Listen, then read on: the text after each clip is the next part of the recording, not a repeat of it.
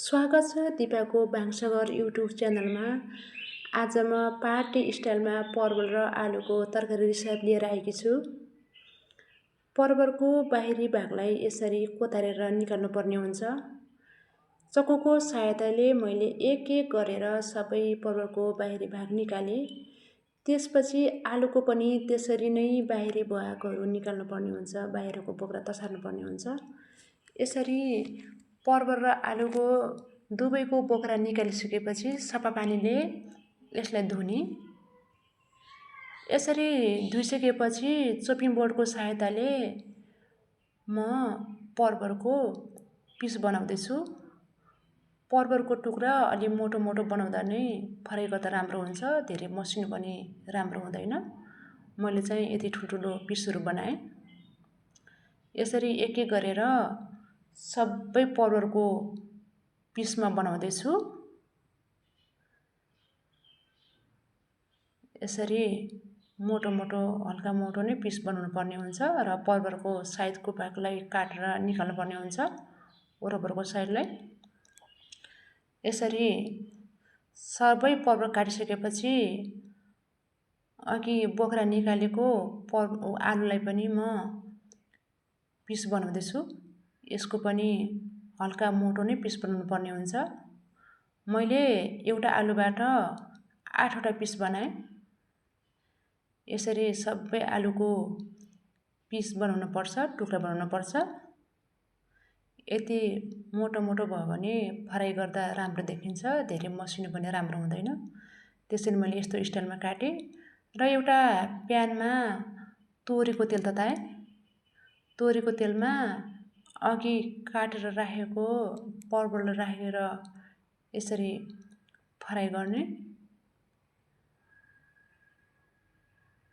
तोरीको तेल भएको हुनाले हल्का फिस निस्केको छ। यसरी तलमाथि चलाएर यसलाई फ्राई गर्नुपर्ने हुन्छ। हल्का ब्राउन कलर नहुँदासम्म यसलाई फ्राई गरिराख्नु पर्ने हुन्छ।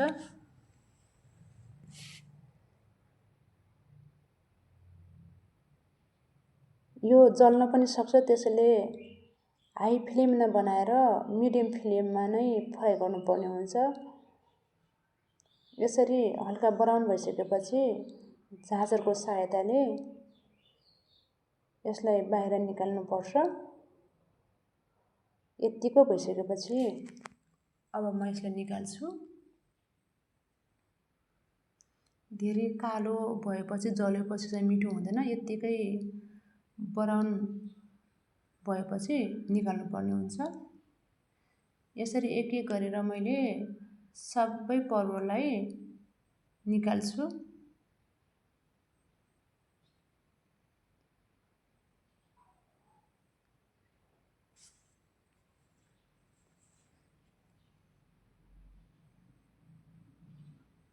यसरी सबै परवललाई निकालिसकेपछि अब यो तेलमा अघि काटेर राखेको आलुलाई राखेर अब फ्राई गर्नुपर्छ।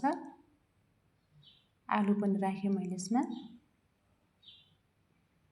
आलुलाई पनि परवल जस्तै नै फ्राई गर्नुपर्ने हुन्छ।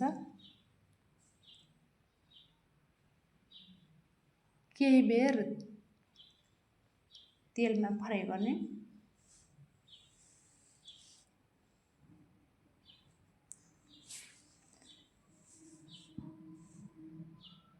यसरी केही बेर फ्राई गरिसकेपछि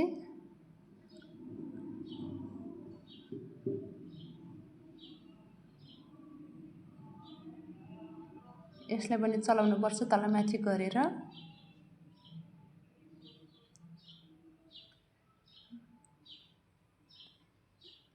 यतिको भएपछि यसलाई पनि हामी निकाल्छौँ।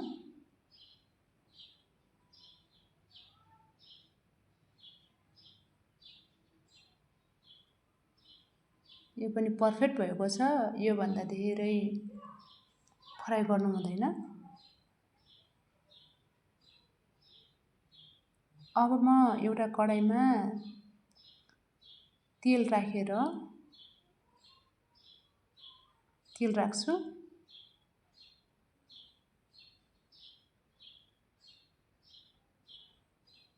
तेललाई केही बेर तातिन दिइसकेपछि यसमा म राख्दैछु प्याज। प्याजलाई केही बेर फ्राई हुन दिनुपर्छ। हल्का ब्राउन हुन्जेलसम्म यसलाई फ्राई गर्ने। अनि त्यसपछि राख्दैछु म हरियो खुर्सानी। अनि हरियो खुर्सानी राखेपछि लसुन र अदुवाको पेस्ट पनि राखेँ यसमा। अनि यसलाई राम्रोसँग मिक्स गर्ने। यसरी केही बेर मिक्स गरिसकेपछि यसमा राख्छु म टमाटर।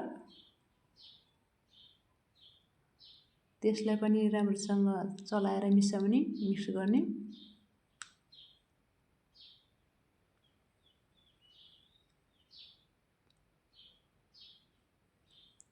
टमाटरको पिस अलि मोटो भयो रहेछ, अलि मसिनो गरेर काट्नुपर्ने थियो, अलि मोटो भएको रहेछ। तर पाकेको टमाटर छ, मिक्स भइहाल्छ। अनि त्यसमा राख्दैछु म जिराको धुलो।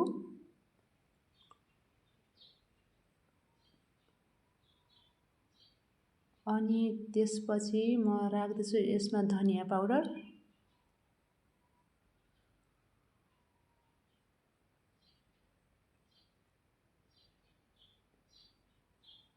बेसार 1 चम्चा बेसार पनि राखेँ।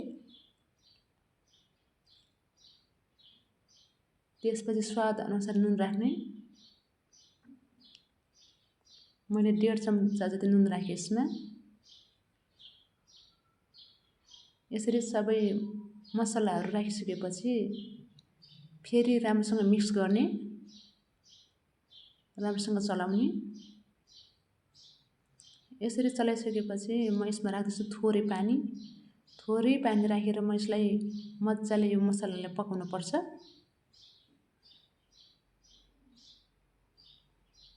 यसरी राम्रोसँग चलाउँदै यसले मिक्स गर्नुपर्ने हुन्छ र मसला पनि मजाले पाक्छ।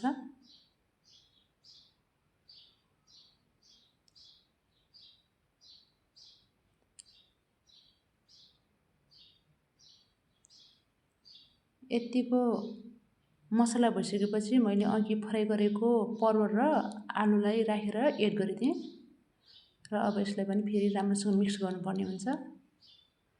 यो अलरेडी नै पाकिसकेको हुनाले धेरै बेर पकाउनु हुँदैन। यो मसलालाई राम्रोसँग मिक्स हुन्जेलसम्म चलाउने। त्यसपछि परवल र आलुको तरकारी रेडी हुन्छ। भिडियो अलि लामो भएको हुनाले झ्याउनमा नै हेरिदिनु होला। यसरी हामीहरू भातसँग, रोटीसँग परवलको तरकारी सर्भ गर्न सक्छौँ। मेरो च्यानल हेरिदिएकोमा हजुरहरूलाई धेरै धेरै धन्यवाद र मेरो